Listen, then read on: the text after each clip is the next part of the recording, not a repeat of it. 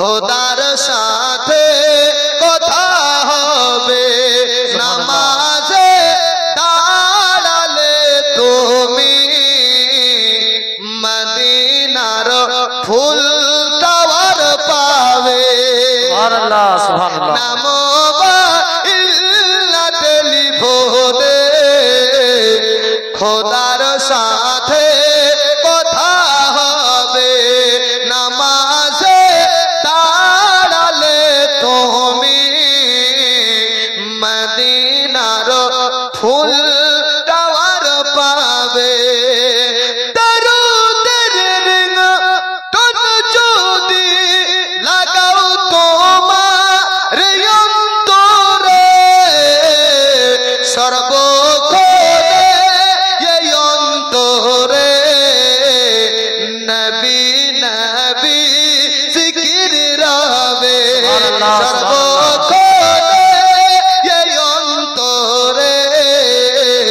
নবী নবী জিকির রবে নামো টেলিফোনে খোদার সাথে কথা হবে এবার ফোন নাম্বার নেন 24434 জোরে বলুন সুবহানাল্লাহ সুবহানাল্লাহ 24434 ফোন নাম্বারটা ঠিক আছে তো রং নাম্বার নয় কিন্তু একদম ডায়াল করবেন আজকে ফজর থেকে বলুন ইনশাআল্লাহ জোরে বলুন ইনশাআল্লাহ বলে 2 মানে হচ্ছে ফজরে 2 রাকাত ফরজ 4 মানে হচ্ছে জোহরে 4 রাকাত ফরজ আবার 4 মানে হচ্ছে আসরের 4 রাকাত ফরজ 3 মানে হচ্ছে মাগরিবের 3 রাকাত ফরজ 4 মানে হচ্ছে এশারের 4 রাকাত ফরজ জোরে বলুন সুবহানাল্লাহ তাহলে ফোন নাম্বার যখন আমরা পেলাম ইনশাআল্লাহ ডায়াল আমরা করব আজ থেকে তবে কবি লিখছেন 24434 এই নাম্বারে ডায়াল করলে সর্বক্ষণে ভিডিও কলে খোদার সাথে কথা হবে সর্বক্ষণে ভিডিও কলে খোদার সাথে কথা হবে নামো টেলিফোনে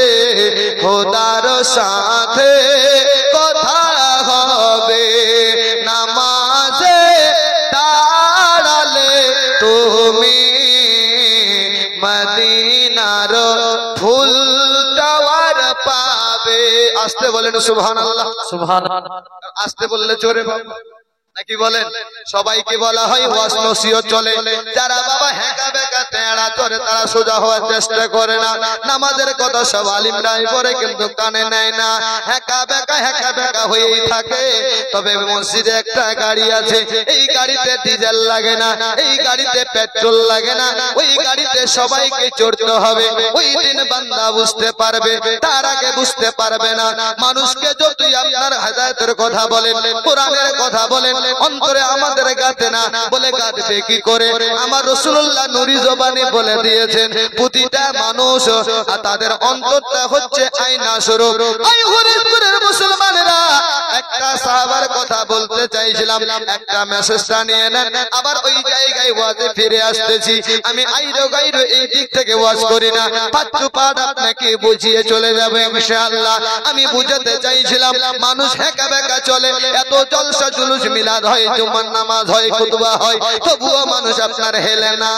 তবে একটা মিসাল দিলে জলসা ক্লিয়ার একটা মিসাই দিলে আমার উদ্দেশ্য ফ্রি হয়ে যাবে বলে কি মিসাল সবাই আপনারা দেখেছেন সাপ দেখেছেন সাপ দেখেছেন কিভাবে চলে বাপ ব্যাং দেখেছেন ব্যাং কিভাবে চলে লাফিয়ে লাফিয়ে তো সাপ হেঁকা বেঁকা হয়ে ব্যাং কি গিয়ে বলছে ব্যাং বলে কি হলো বলে তোর অভ্যাসটা কেন এত খারাপ রে বলে আমার কি অভ্যাস খারাপ বলে তুই যতবার লাভ দিস ততবার মুতিস কেন তুই যতবার লাভ দিস ততবার পেশাব করিস কেন তো ব্যাং বলছে আমার দোষ দেখলে তোমার দোষটা দেখলে না বলে আমার কি দোষ বলে তুই যখন চলিস তো হেঁকা বাঁকা কেন সোজা হয়ে চলতে পারিস না কিছুদিন পর সাপ মারা গেল আপনাদের হরিশপুর মিয়াপাড়ার মেন রোডে লম্বা শর্ট করে শুইয়ে দিল। এই মুসলমান আব্বাজি আমার ব্যাং লাফিয়ে লাফিয়ে গিয়ে বলছে, সাবরে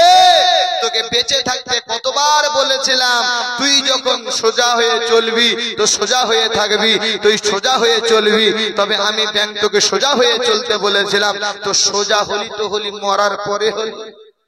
সোজা হলি তো হলি, মরার পরে হলি, মরার আগে আর সোজা হলি না। অনুরূপ এই মিশালটা যারা বুঝতে পারবেন কাল থেকে নামাজ পড়তে শুরু করে দেবেন, কারণ হেঁকা বেঁকা টেহারা যতই চলি না কেন ওই ঘাটিতে চড়তে হবে,